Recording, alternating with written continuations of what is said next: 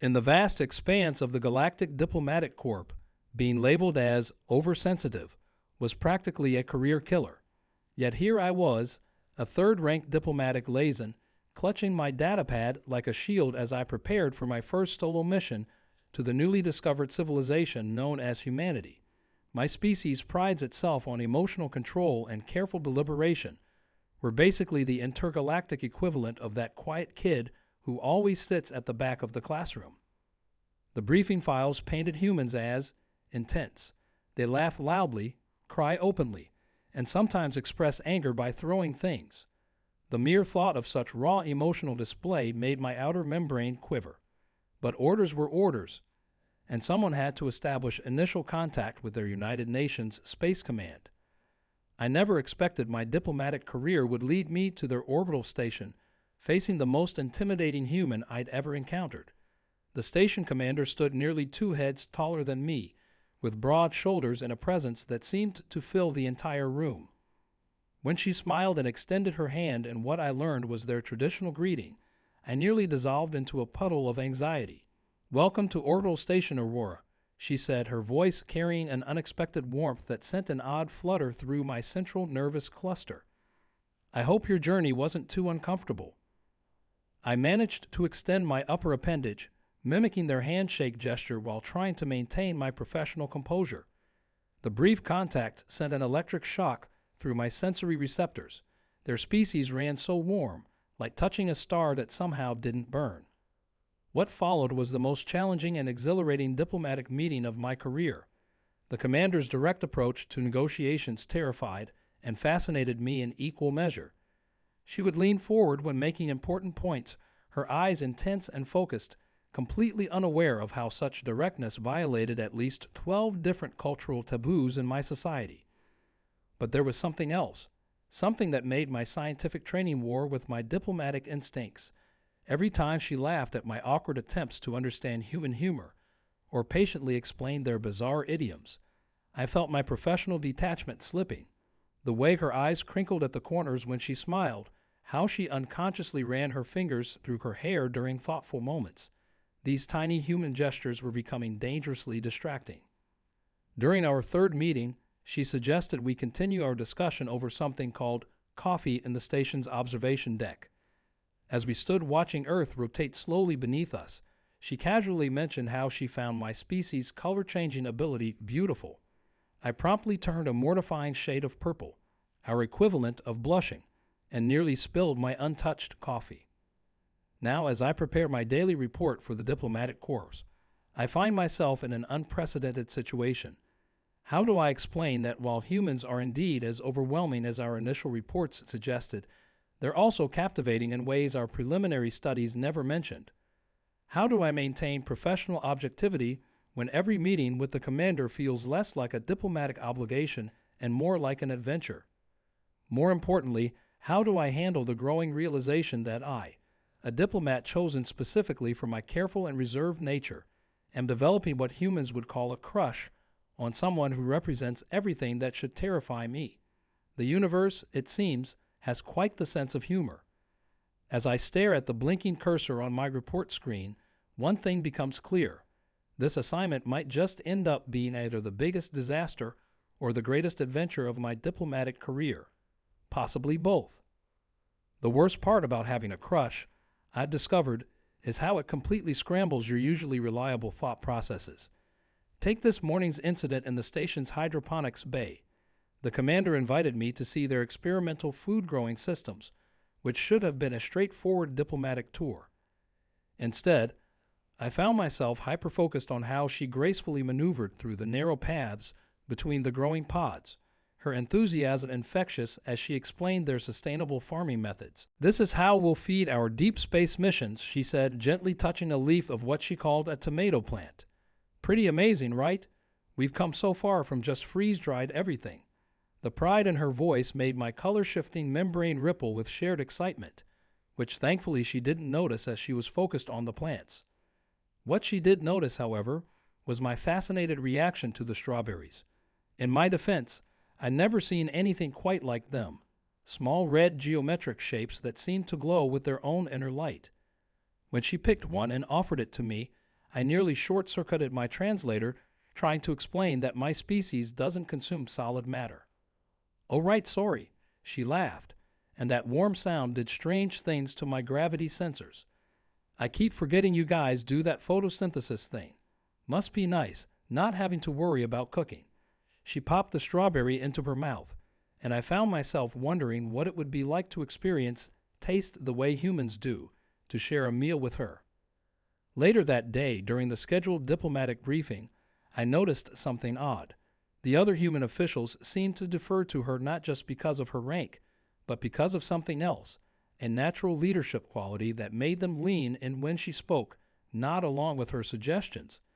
It was fascinating watching how she handled interpersonal dynamics, smoothing over disagreements with a well-timed joke or steering heated discussions back to productive territory. My own species approaches leadership so differently, all careful hierarchy and precise protocols. We would never dream of using humor during serious negotiations, yet somehow her approach worked brilliantly. I found myself taking notes not just on the official matters being discussed, but on her methods as well. The real trouble started when she caught me studying her during a particularly lengthy discussion about trade routes. Her eyes met mine across the conference table, and instead of looking away as my training dictated, I held her gaze for 3.7 seconds longer than professionally appropriate. She raised one eyebrow slightly, a human expression I'm still trying to decode, and the corner of her mouth turned up in what humans call a half smile. I promptly turned such a vivid shade of purple that one of my junior attaches asked if I needed medical assistance. The commander, to her credit, smoothly directed attention back to the trade route holograms, but I caught her glancing my way several more times during the meeting, each look sending my color shifting into new and mortifying patterns. That evening, as I prepared my daily report, a message popped up on my personal communication channel. The commander had invited me to join her for something called stargazing on the observation deck after my shift. She added that it was totally optional, no diplomatic pressure, but she thought I might enjoy seeing the stars from a human perspective. I've spent the last hour analyzing this invitation from every possible angle. Is this a diplomatic overture?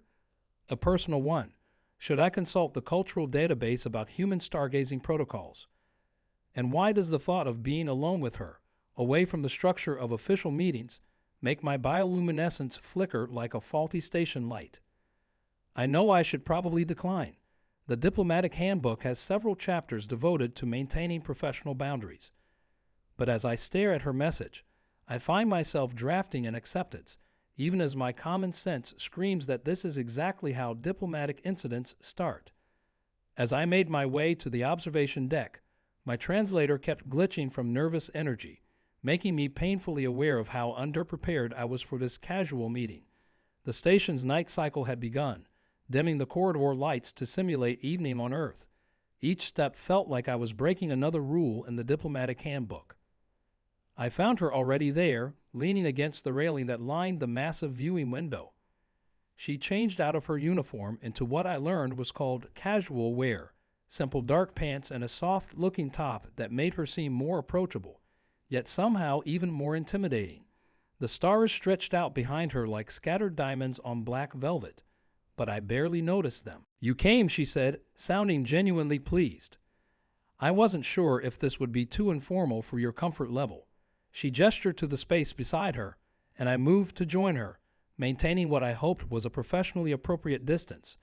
My species' natural bioluminescence chose that moment to betray me, creating subtle patterns of light that any trained diplomat would recognize as signs of attraction. "The stars look different from here," she continued, either not noticing my internal crisis or politely ignoring it. "When I was a kid in the mountains before joining the Space Command, I used to lie on my roof and imagine what it would be like to meet beings from other worlds." She turned to face me, and the intensity in her eyes made my outer membrane ripple. "I never imagined they'd be so." She paused, searching for words. My translator offered several possible endings to that sentence, each more anxiety-inducing than the last. Alien? Strange? Diplomatically awkward? Fascinating, she finished, and my color shifting went into overdrive. She was standing closer now, close enough that I could feel the warmth radiating from her human body. All my diplomatic training screamed at me to maintain professional distance, to remember the 12 different protocols I was currently violating. That's when the station's alert system blared to life, red warning lights flooding the observation deck.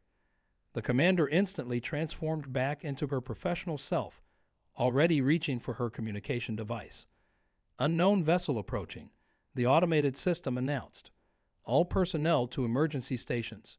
She looked at me, and I saw something flash across her face. Regret? Concern? I have to go, she said, already moving toward the door.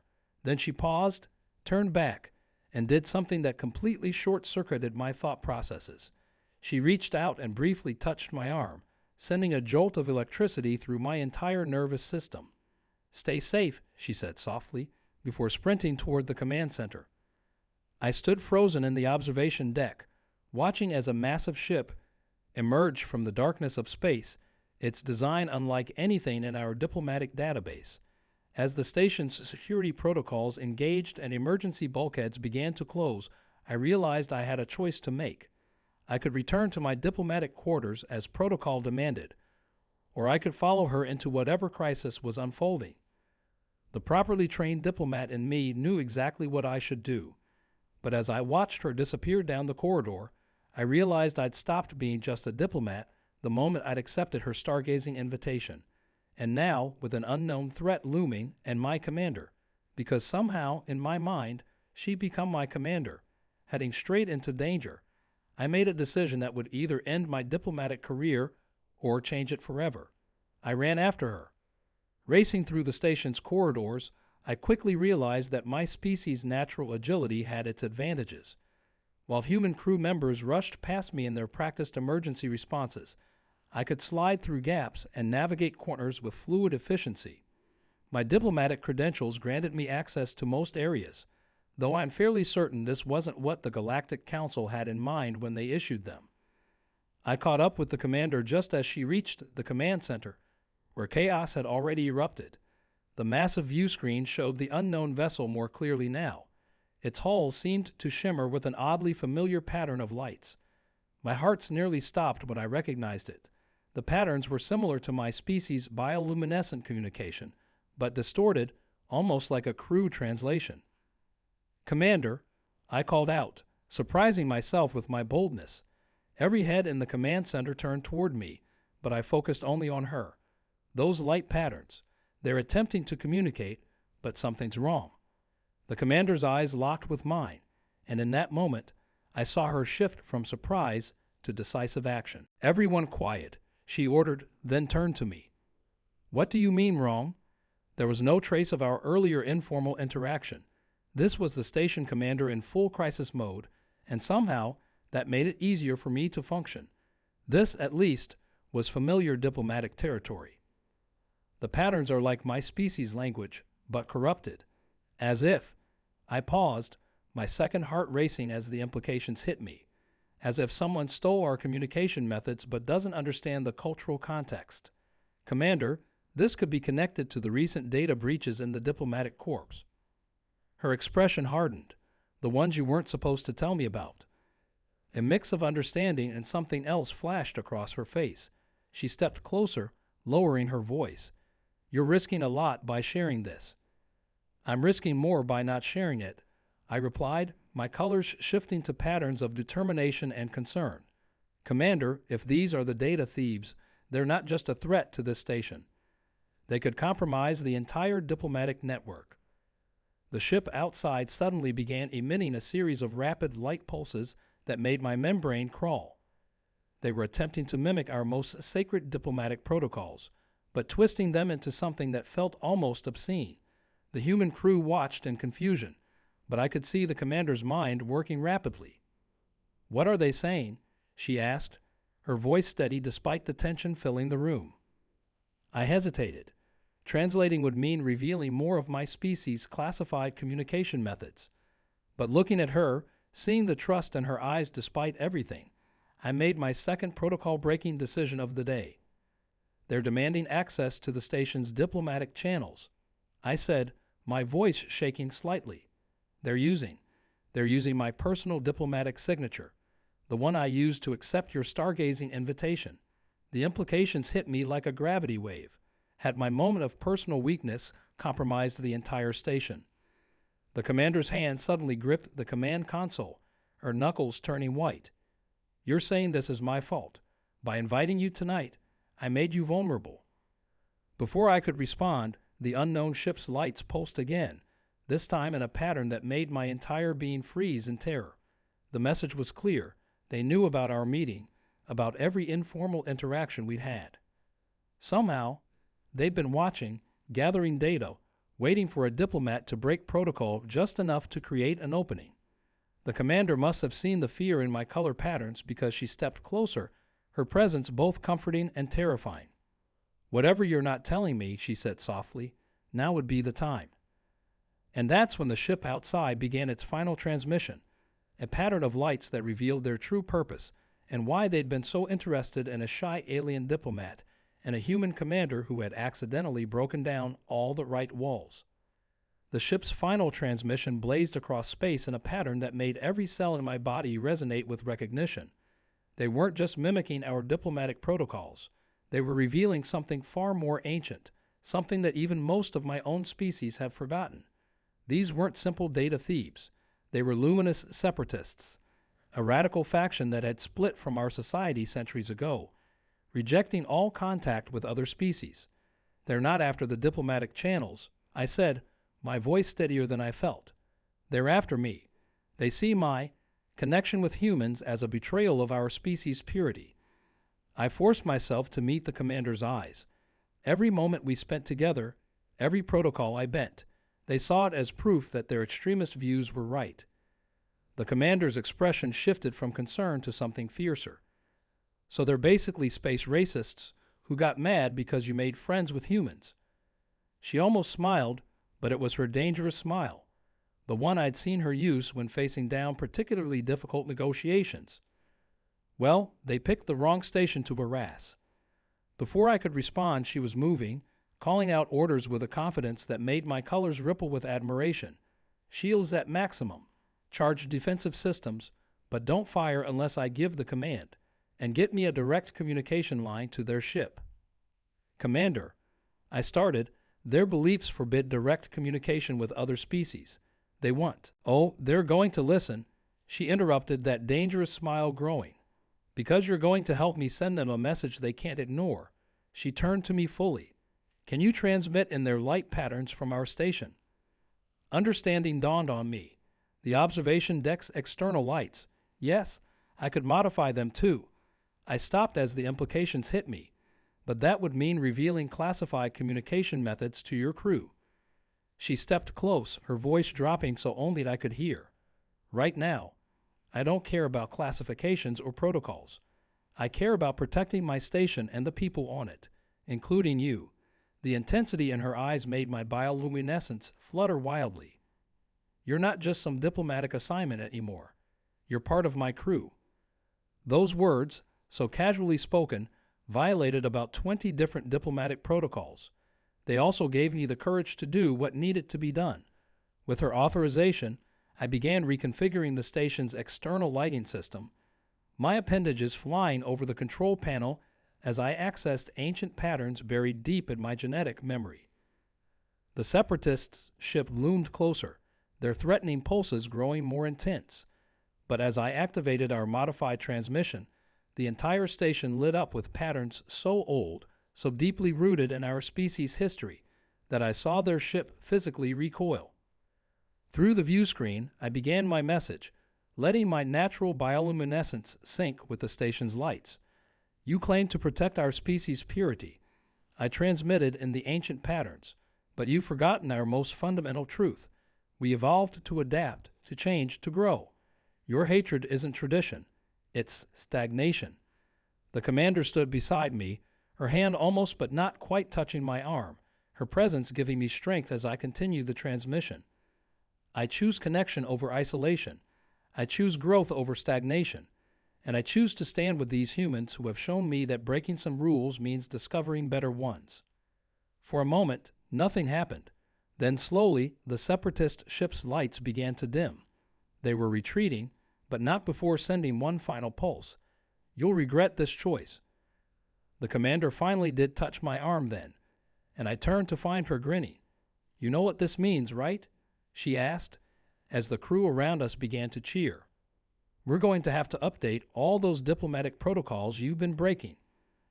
"Actually," I said, letting my colors shift to match her smile, "I think we just did." The separatist ship disappeared into the darkness of space, leaving behind a station full of humans and one alien diplomat who had just rewritten several centuries of tradition. And as the commander suggested we finish that stargazing session, I realized that sometimes the scariest thing about breaking protocol is discovering you had good reason to break it. My diplomatic career would never be the same, but watching her smile as she led me back to the observation deck, I decided that might not be such a bad thing after all. Back on the observation deck, everything looked different. The same stars sparkled outside, but now they seemed to hold new possibilities rather than warnings. The commander, Sarah, as she'd finally insisted I call her, stood closer than diplomatic protocol would allow, but I found I no longer cared about those outdated rules. "So," she said, breaking the comfortable silence that had settled between us, "is this going to cause an interstellar incident?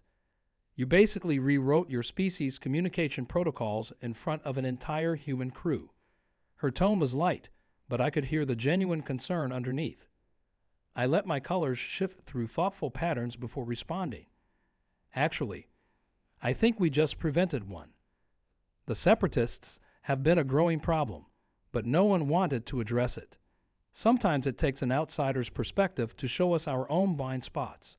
I paused, then added more softly, "though I never expected that perspective to come from a human who scared me half to death when we first met." She laughed at that, the sound echoing warmly through the observation deck. "You were terrified of me. I remember thinking you might actually dissolve into a puddle during our first handshake." Her expression softened. "And now look at you, facing down extremist ships, breaking ancient protocols, revolutionizing interspecies diplomacy, all because you invited me stargazing," I finished, allowing my bioluminescence to create patterns that any member of my species would recognize as affection. To my surprise, she seemed to understand the meaning even without a translator. "You know," she said, turning to face the stars, "when they assigned me this command, they warned me that diplomatic stations were all about maintaining careful boundaries, never getting too close, never taking risks." She glanced at me sideways. "I've never been very good at following those kinds of rules." The next day, my report to the Diplomatic Corps was the longest I'd ever written.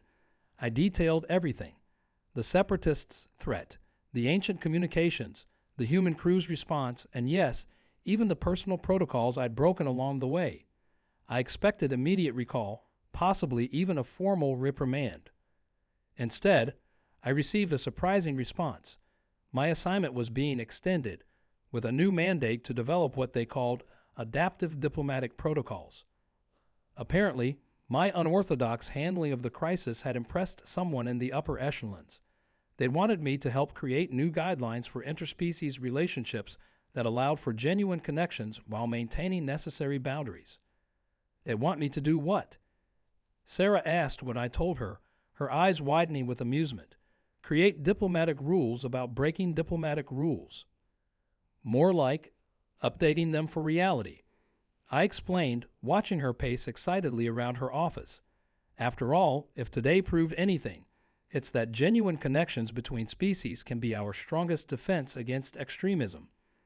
She stopped pacing and looked at me with that intensity that still made my colors flutter. "And what about personal connections? Are those going to be included in your new protocols?"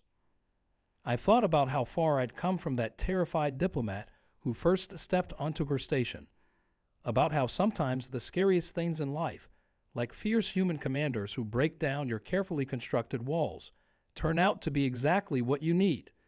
"I think," I said carefully, letting my colors shift to their most honest patterns, "that some connections transcend protocols entirely." She smiled at that, and I knew that whatever challenges lay ahead, whether from separatists, suspicious diplomats, or our own uncertainties, we'd face them together. Sometimes the best stories don't end with everything neatly resolved, but with the promise of new adventures just beginning. And as I began drafting those new protocols, I made sure to include a special note about the importance of stargazing. After all, you never know when breaking one small rule might just help save the galaxy.